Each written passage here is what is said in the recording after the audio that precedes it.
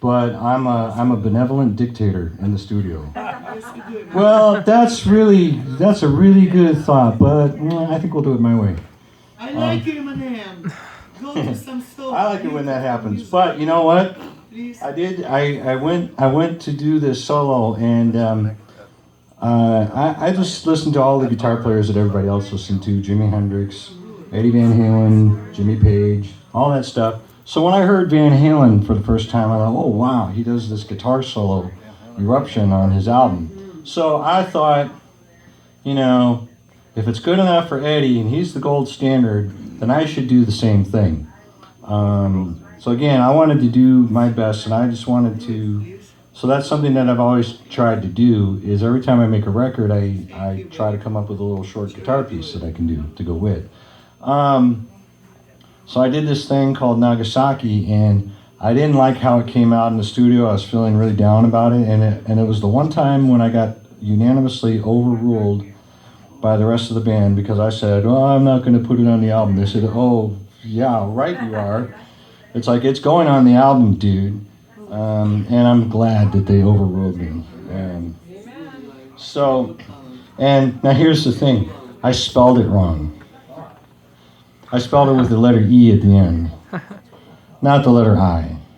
It's like, well, I didn't catch the mistake. Nobody in the band caught the mistake.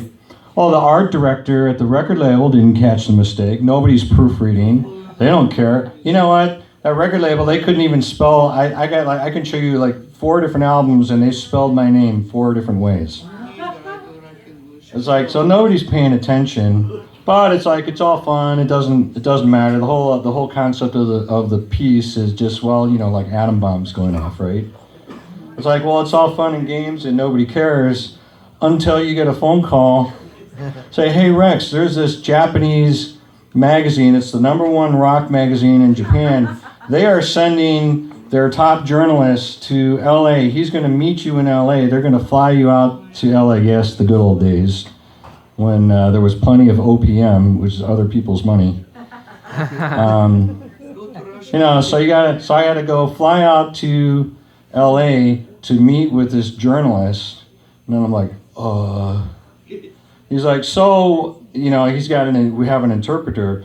We're like, okay, what's up with this? First thing out of his mouth, what's up with this Nagasaki? It's spelled wrong. And he's really mad. You know, on behalf of the entire nation, like, you know, what's your point, Mr. Carroll? I'm like, stupidity? I don't know. That's my point, I guess. You know, bonehead. And then he's like, so why are you, you know, this is like, and then I start, you know, learning a little bit. So he gives me a lecture about Japanese history, and this is like a very sensitive topic to them, you know, nuclear war, obviously, because they were the guinea pigs. So, you know, I had to hit, oh, I'm sorry. Actually, so if there's a little moral in the story, you know, think about what you put out, and